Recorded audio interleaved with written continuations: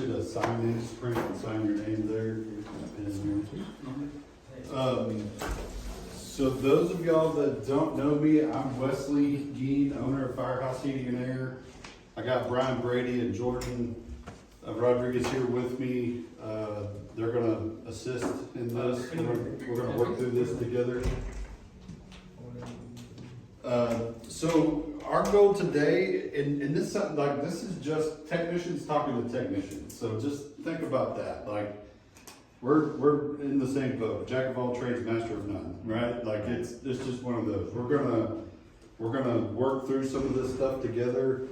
You might pick up something here and there that you're like, oh wow, that's kind of neat. Didn't know that. And y'all might even show us something that you've seen that we're like, oh wow, we didn't know that. So it goes both ways. It's just really one of those things where we get to slow down in a nice cool room and hang out for a little bit together. We got plenty of donuts here. We got drinks and stuff outside. Looks like an ice that already melted. So you gotta love Texas. So I've been in the industry now for about 13 years. Brian's actually been at it way longer than I have, and then Jordan is tailing right behind us. So we've got a little bit of experience. We're not super experts, but we kind of know a thing or two. So I'm going to take y'all through a journey in some classroom stuff, and then we're going to get into actually doing some hands-on, doing some troubleshooting stuff. And that's why we brought these boards. I know everybody's been doing and on. I know as technicians, we like to touch it, taste it, feel it, and all of those good things. So I'll try not to bore you. You'll see my slides are very simple. They're to the point. A lot of it is just us having good conversation. So I'm gonna go around the room. I am horrible with names. Looks like the other two just made it. Hey, What's happening? Hey, we got a couple more chairs here. We can slide someone over here as well. Yeah, you can. We are videoing this, so that way for the ones that couldn't make it, they can watch it as well.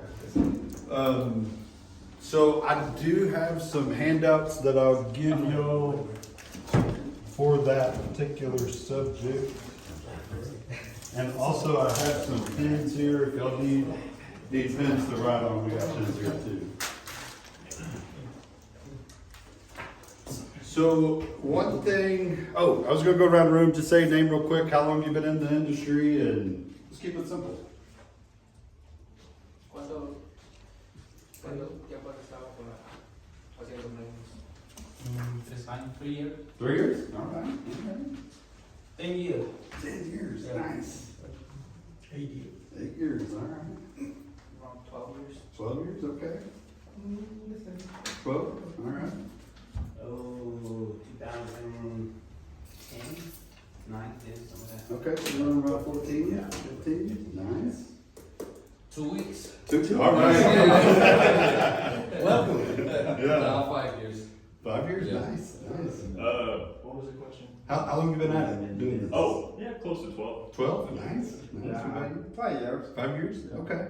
23. 20 I always remember my kid's age, and that's how long I've been doing it, because that's what got me into it. Nice. Got to pay the bills. Yeah, so y'all can see we have a variety of years and knowledge here. So y'all chime in. This is not just me or Jordan or Brian talking in this. So bring up.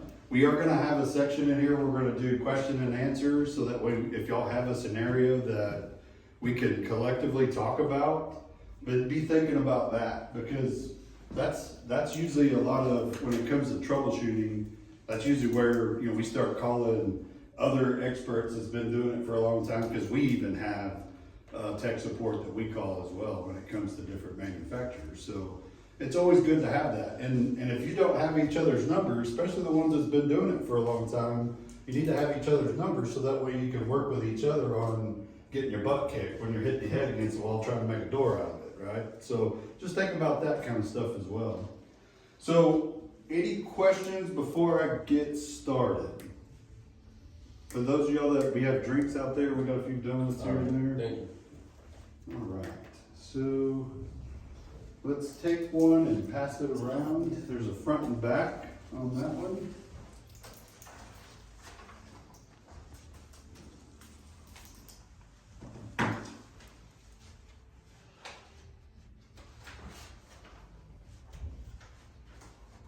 traffic. Or, Heavy. Yeah, got a lot of traffic.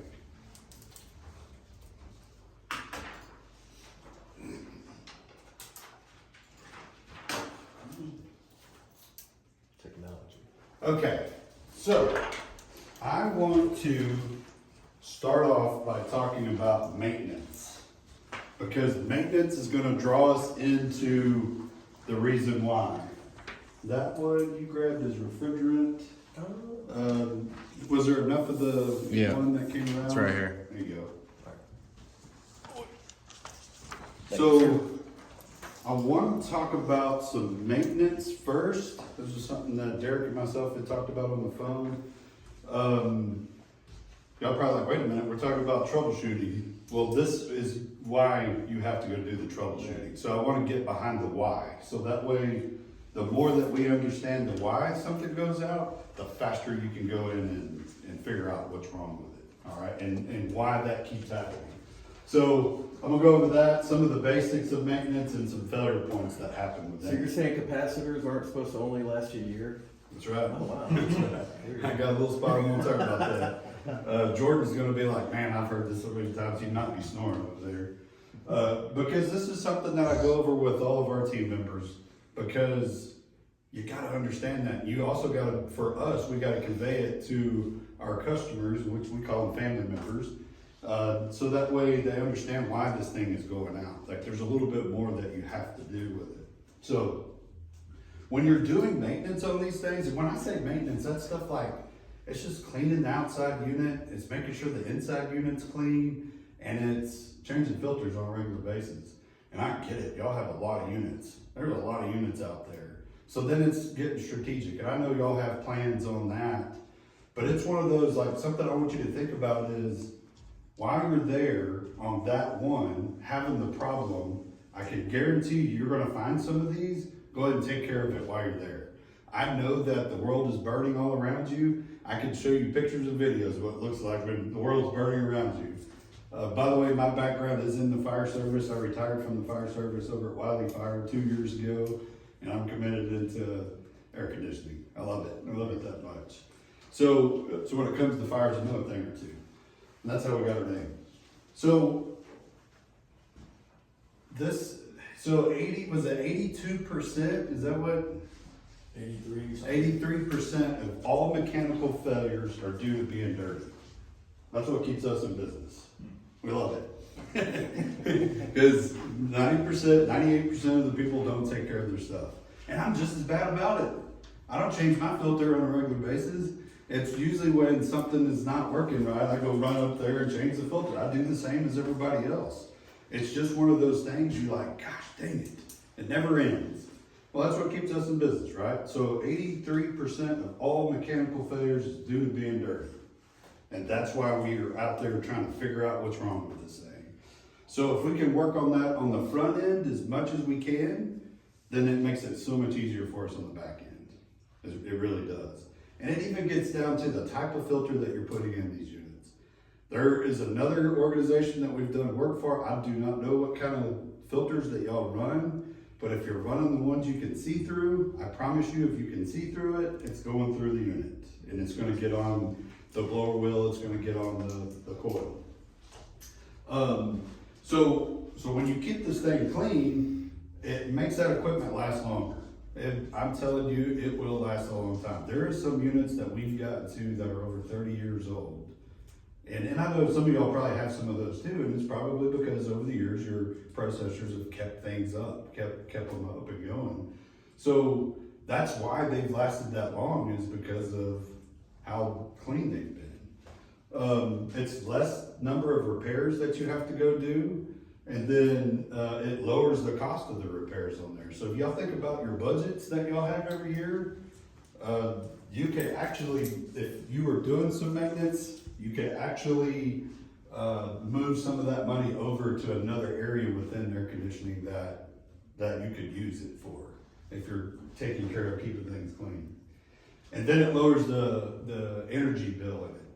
So whenever these things are dirty, what is it that the units are doing? We're gonna get down and dirty into some now mechanics of it. So this is what I have, this is what we carry with us. So this is just a general design of a system. Yes, it's a basement. I don't know where it came from because we don't have basements around here, but we get the gist of it. So what would cause the energy bill to be up? Blocking door airflow, making it work harder, Okay, what's making it work harder? like the compressor, maybe it's just Okay. trying to keep up. All right, so we're talking about compressor outside, right here, right? So what's gonna make that thing work harder? The dirty wheels. Coil being dirty, okay? So while it's being dirty, what is it doing to that compressor? No airflow, Right, no airflow, right? and the compressors while they're already. Okay, so when that's happening, what is happening to the compressor? Eventually it's gonna go out. It will go out, but let's get into the specifics of it. What makes that meter spin like crazy? Now, 60%, generally, is it 60% of your energy bill is from heating and cooling? Just so you know, that's somewhere around that number. So what is that compressor doing when it's dirty? Overrun. It's overrunning, so therefore it's running high amps. Overrun. You're running high amps, right? So when you run high amps in your outside unit, that makes your meter spin, all right? So what cools down that compressor? Being clean. Being clean, right? There's a couple of things that happen that keeps it cool. So if we have our condenser coils are clean, we got our fan blowing it out. What else is happening? And we'll get into the refrigerant cycle if we have time a little bit later. But let's talk about refrigerant cycle. What's typically happening? What is it you're grabbing that's beer can cold for the old school stuff? The low side. The low side. So that low side coming back, your vapor line, is what's keeping that compressor cool, right? So if you're keeping that compressor cool, that keeps your amps down, right? So when a compressor gets hot, then that means your windings start getting weak inside that, right? And that's where you get a grounded compressor. And everybody has seen those, right? Hundreds of times. Grounded compressors. So that's all because that unit was not being cleaned.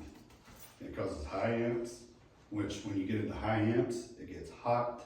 When it gets hot, it makes that compressor windings get weak, and then that's when it says game over. That makes sense? So let's keep talking about that outside unit. What else will go bad if it doesn't have the right amount of airflow? On that outside unit. Leak on the coil. Let's stay on the electrical side. Capacitor. A capacitor will go bad? Okay, I'm gonna touch base on that here in a little bit. I'm looking for something else specifically that's mechanical on the outside unit. Fan motor. Yeah, fan motor. What's that dude doing? Cooling. That's what's pulling the air through that condenser, right? So if that thing cannot pull the air through, what happens to it? It will burn out. Why? Overrun. That's right. We're running high amps. Here we are. We're in the same problem again. Now that fan motor's got high amps running on it, right? So what happens to it? The windings inside it get weak. The windings inside it say, I can't do it anymore, and it grounds out. Y'all walk out there, you do the old spin on it. You know what I'm talking about? That thing is not moving, right? Well, that's because the rest of it's not working right? It doesn't have that airflow. So now let's talk about capacitors. How many of those have you changed over the years? How many of those have you looked at that are swollen or blown out? So what do you think makes a capacitor go out? Remember, what did we just talk about? The same thing. Being dirty. Yeah. High amps. High amps is what make those go out. So you go see one that's swollen, that's because that dude's dirty. That compressor's running too high amps. That's what's happening. So if you get that thing cleaned, then you won't have to come back to that capacitor for a while, or that fan motor, or that compressor. It's just as simple as a quick rinse down, is what it comes down to. Will you keep time for me? Let's say, how often y'all wanna take breaks? I did find the bathrooms around the corners, maybe every 10 minutes or 9:45 so. to go another 10 minutes. Okay, let me know in 10 minutes. So you see what I'm getting at? So let's talk about the inside unit. I know this is not the same as what y'all all have, but we all know our air handlers inside. We got airflow inside there, right? So in the human body, how do we breathe? Through our lungs, right? So think about that. So if anybody has any kind of air restrictions, remember we wore masks for 2 years during COVID. Was it hard to breathe? Like we all and you knew when your mask got nasty, right? Like you're like, oh shit, this thing needs to be part of my friend. This thing needs to be thrown away or washed or whatever, right? Like we've all been through that. And it's tough to breathe. Anybody take off running or going up a flight of stairs wearing your mask? You're like, I hate this thing, you know? It sucks. It's tough to breathe. What happens to the human body if you're not breathing right? Shut down. You'd shut down, right? What's the first thing that shuts down in the human body when you're not breathing? Your heart? No, okay. Then your brain. Yeah. So, let me blow your mind a little bit on that. What is the heart of an AC system? What would you think? Oil? Compressor. Compressor. The compressor is the heart. So if the inside unit can't breathe, it will knock out the outside compressor. Oh, yeah. You wanna know why? So, think about this. We're gonna talk about refrigerant real quick. I'm gonna try to keep it as simple as I can. So refrigerant goes to the inside unit as a liquid, right? I have another slide we're gonna go over with that. It goes as a liquid, it turns into a vapor in that evaporator coil, right? So when it turns into a vapor, then it comes back to the outside unit. That's what keeps it cool outside, and then that unit condenses it back to a liquid, right? That's the simple of it. So if this thing is not breathing, the air handler, the coil, it's got a dirty filter on it, and the coil is now getting dirty. So then what happens is you start getting a liquid on the vapor side going back.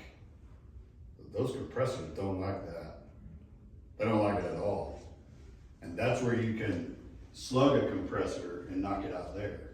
And then it's hot. Have you ever touched that liquid side or the vapor side and it's actually warm?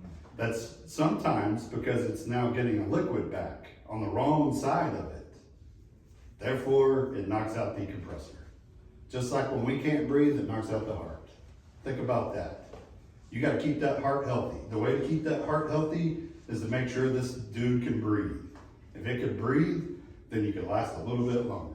That keeps your amps down, right?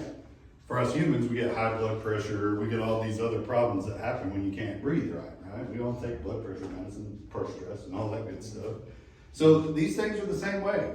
If you think about the human body, how we work, these things do the exact same thing. We have electrical system, we have freon as a blood, like you can think of it that way as well.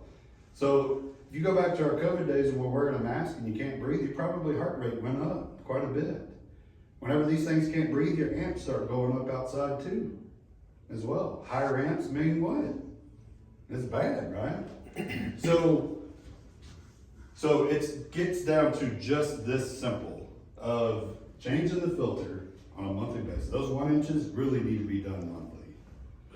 The evaporator coil, if you can at least spray some cleaner on it, some self-cleaning stuff, that'll go a long way, especially if you're doing it once a year. The blower wheel, so I've got a statistic here that, it's not about the equipment that I'm trying to sell, but they've done some research. So 1/8 of an inch buildup, you lose 30% capacity of that blower. See right here? This is it right here. And right next to it is, so let's do a little math on this. Anybody got a calculator on the phone? So let's do some math. So 30%, if you have 1/8 of an inch buildup, so this is it right here. 1/8 of an inch buildup, you lose 30% capacity. A system does 400 CFM per ton. So let's do a 3 ton. Let's just use a 3 ton for instance. So do 400 times 3, what is that? 1200? Hey, look at that with that. Yeah. Right? Now do that times 30%. So 360, right? So you're losing 360 CFM, almost a whole ton of air, just because there's an 1/8 of an inch buildup on that blower wheel. You see where I'm getting at? Now you've lost almost a ton of air. So let's say most of y'all units are what? Maybe a 1.5 ton 1.5 to 3. to 3. So you have a 1.5 ton. So do 400 times 1.5. What is that? What does that come out to? CFMs. What is it? 400 times 1.5. Was that 600? So do that times 30%. 600 times 30%. What do you get?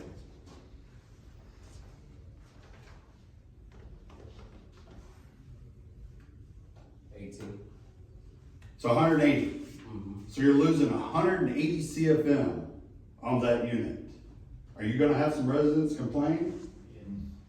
And more than likely, if the blower wheel's dirty, that means that filter's dirty too, and that's even knocking it down even more. That's right.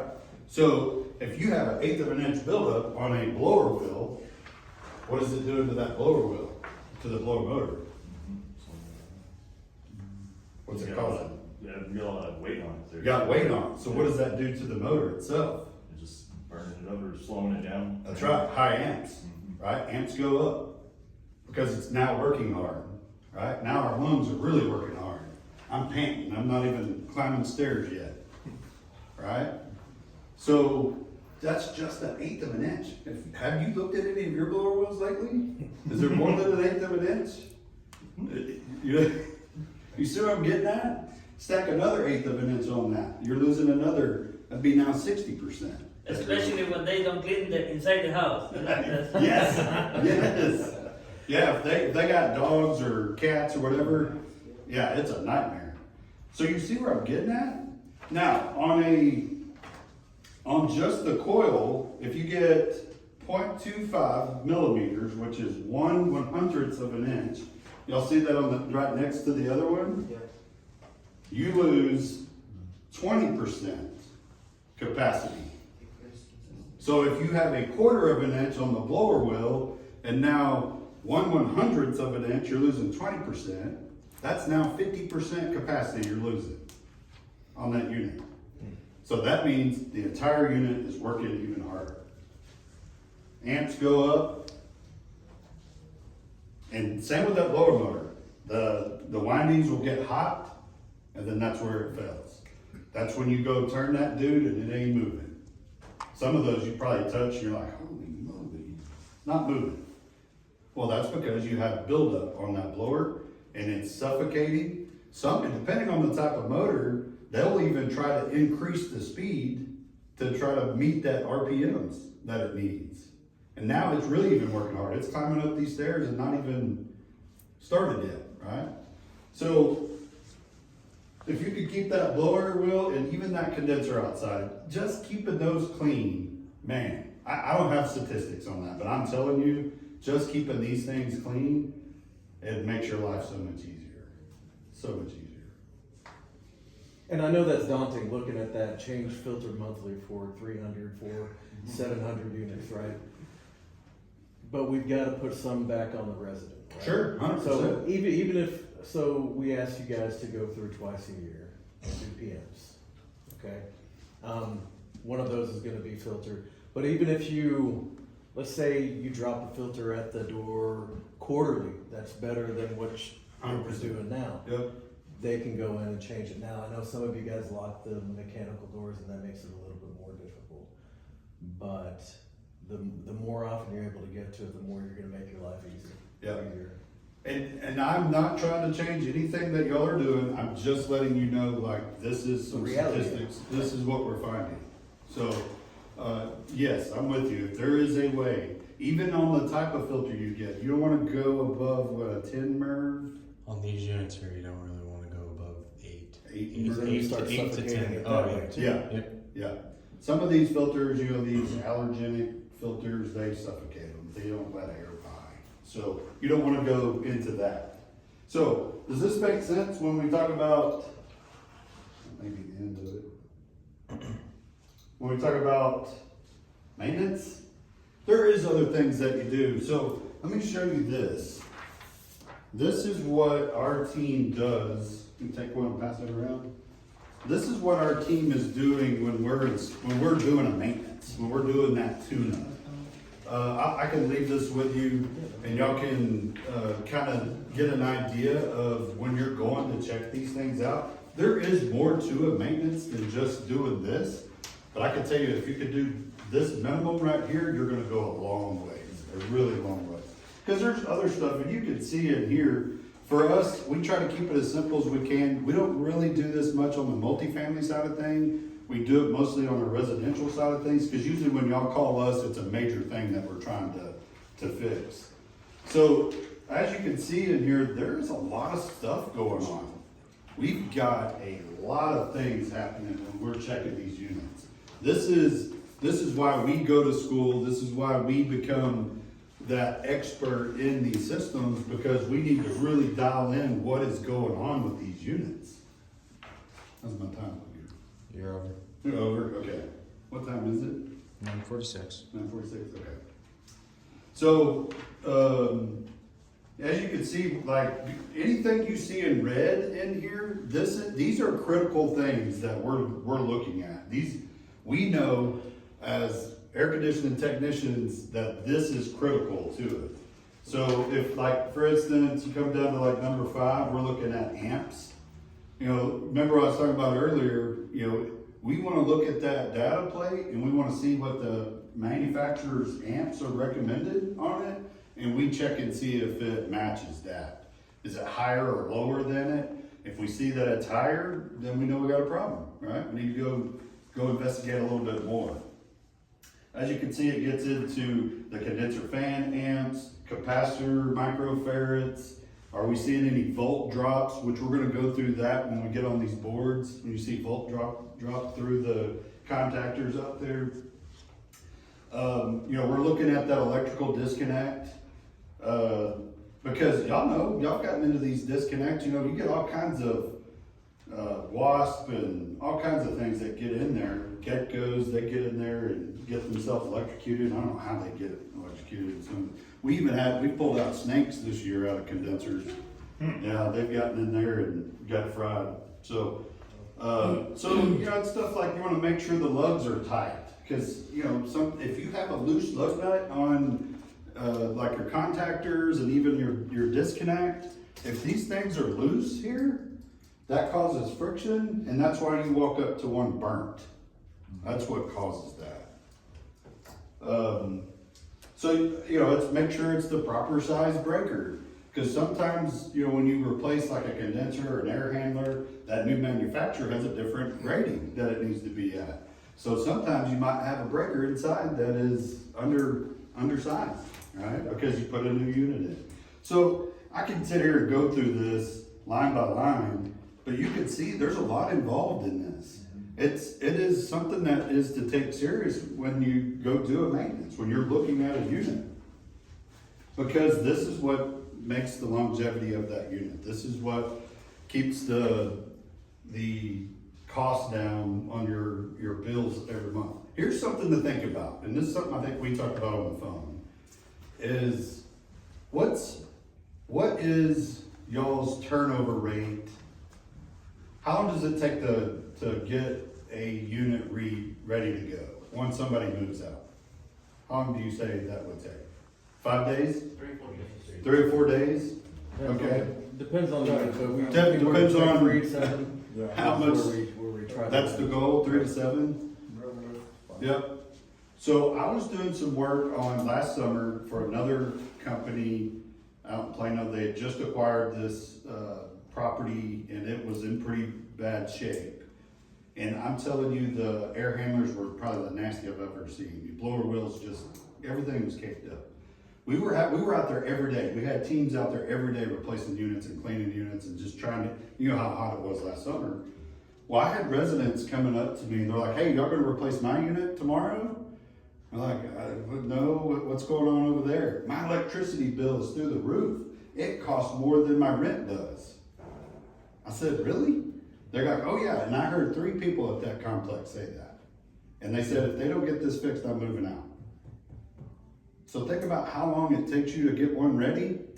Would you rather just keep something clean than to have to keep turning over? In a business standpoint, you know, how expensive is it to bring in a new tenant in and out? You know, we'd rather them stay in place, Carpet, right? paint, everything, yes. Yeah, it's crazy. It gets down to something that simple. Remember I was saying, when the amps are up, your electricity goes up too. So it gets down to this simple.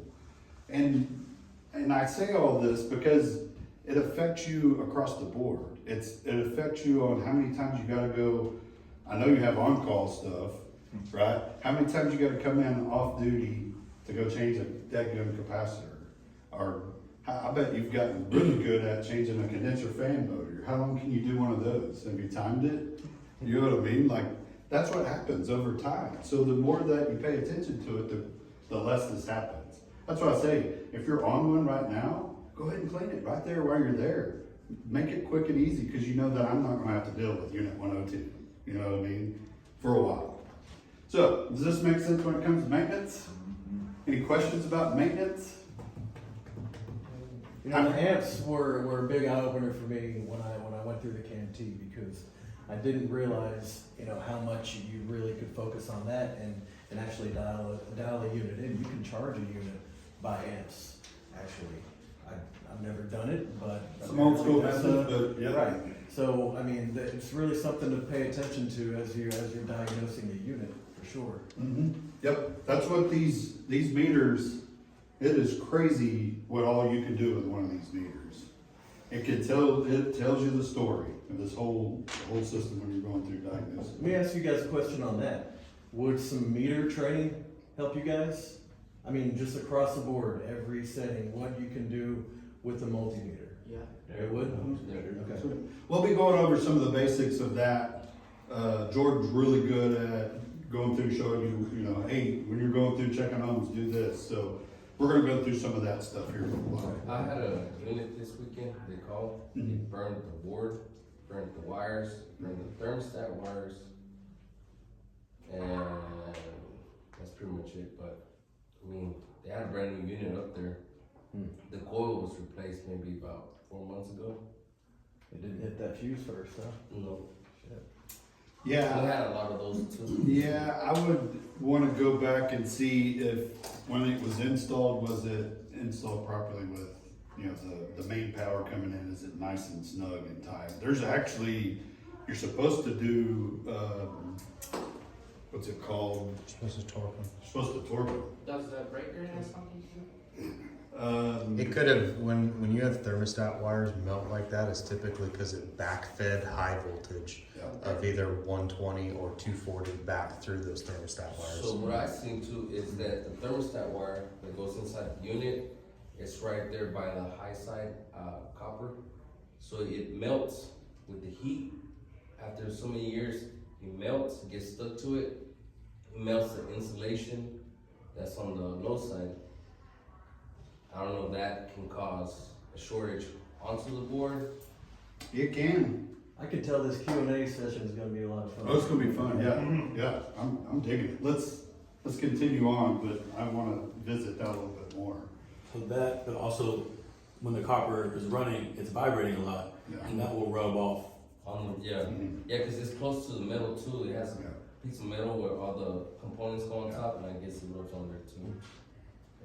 Yep, you're right on that. I like that. Okay, y'all ready to move to the next thing? You wanna take a quick break? I'm gonna kick the AC on a little bit. It is a little warm in here. Where's the thermostat? Should be. Do I need a degree to use it, or am I good? Probably now. Yeah, let's take like a 5-minute quick break. Go use the bathroom, caffeinate, hydrate.